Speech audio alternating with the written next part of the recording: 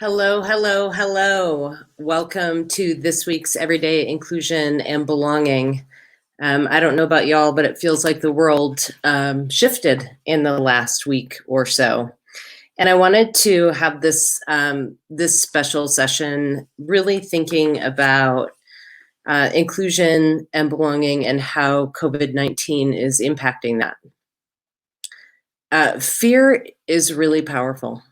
And we have the opportunity right now to come together or let this divide us. And I said that I was going to talk about the good, the bad, and the ugly.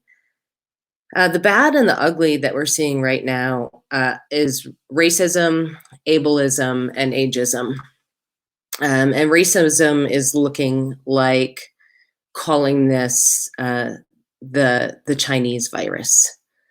Or we've seen just really ugly, hateful things happening to people who are Chinese, Asian Americans, really around the globe, people of Asian descent being targeted.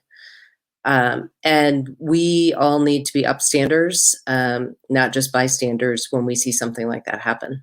Whether it is somebody using, as a microaggression or outright racism, where people are calling this the Chinese virus, or whether we're seeing somebody at risk, that's the time for us to step up and be an ally and say that is not okay.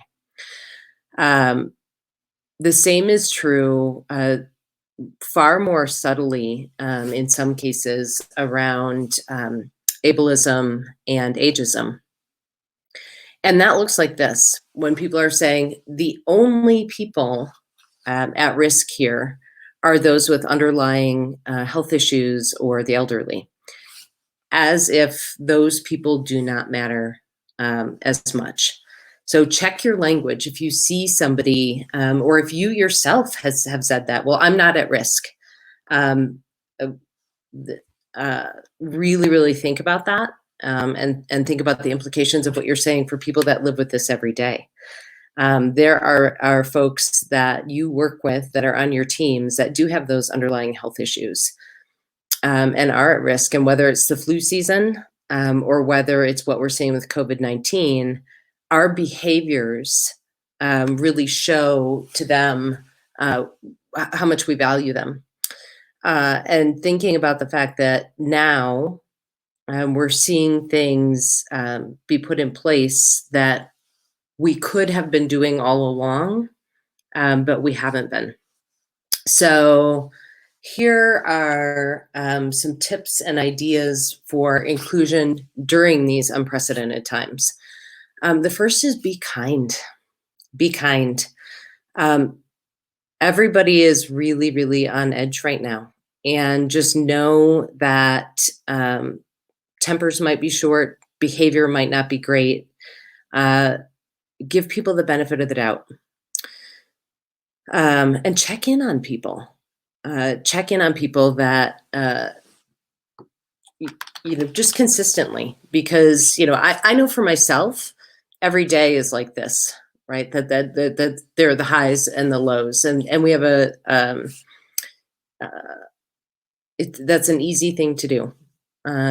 The second is really, if you can offer mental health resources, do it. Give people, and even if it's just tips around managing anxiety, managing fear, if you're able to get them, if you have mental health resources available, make sure your folks know about it. The third is ask for your help for yourself. There are, you might be struggling with some things. Don't be afraid to ask for help. Model that. Know that right now, particularly with social distancing, with a lot of people working from home, that puts some folks really at risk. So those people that have addiction issues, this will be a time that will be a real struggle. So what can you do? You may not know that about them. Same thing with domestic violence. We know that domestic violence spikes in times like this.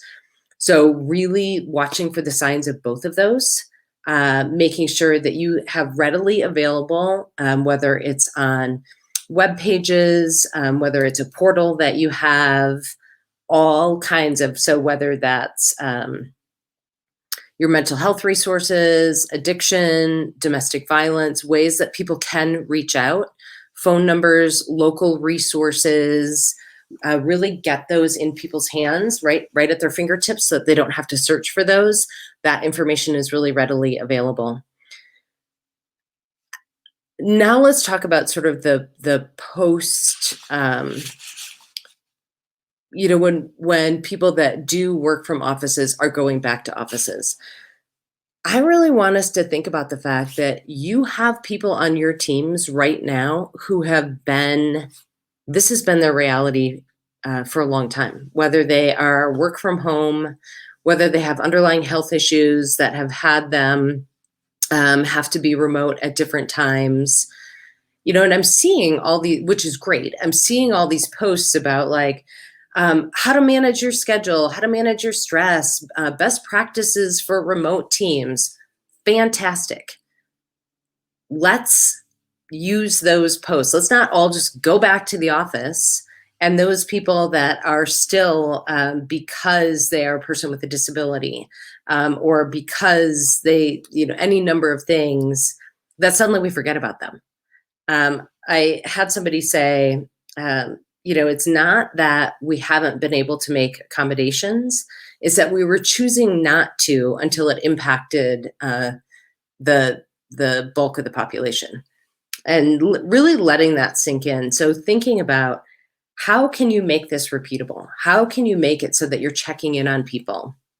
You're making sure that those folks that are remote are not ostracized or left alone, or feeling that loneliness. That we're thinking about all of the things that we're doing to run meetings really well, by video conference. How can that continue to be? I know organizations that now, even when they have folks that are meeting in person, all of those people have their laptop up and they might be sitting around the same table, but they're all on video so that those that are coming in remote are doing the same. So think about that. Think about every single thing that you're putting in place, all the accommodations that you're putting in place, all of the things that you're doing for best practices for supporting individuals and supporting teams, that's the positive legacy of all of this, that we've learned how to do this really well, and we continue to do it really well. And then at the core of inclusion and belonging, it's really how we think about our impact on other people, how we're showing up in a way that honors and respects who they are.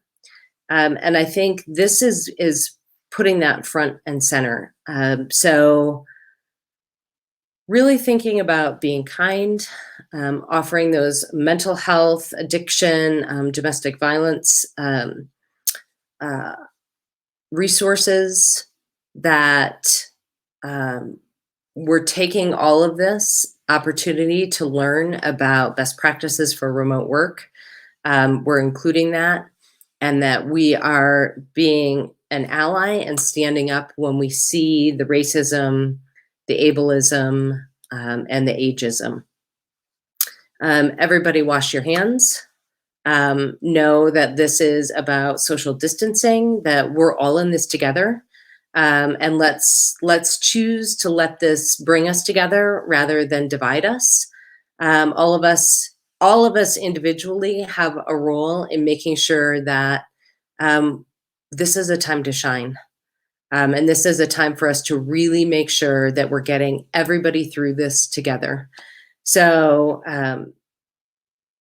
I would just say, stay healthy. And if you're not, let's not actually shame people that end up getting this. There's a epidemiologist who said, like, stopping this is like stopping the wind. So probably, there are a good number of us that are going to end up getting this. Then it's making sure that you are, staying home for 14 days and you are not infecting other people, and that, we're all flattening the curve together. So stay healthy. And then if you're not, make sure that you're not infecting others. Stay calm. Calm is contagious, and be kind. And thanks. And I'll see everybody next week.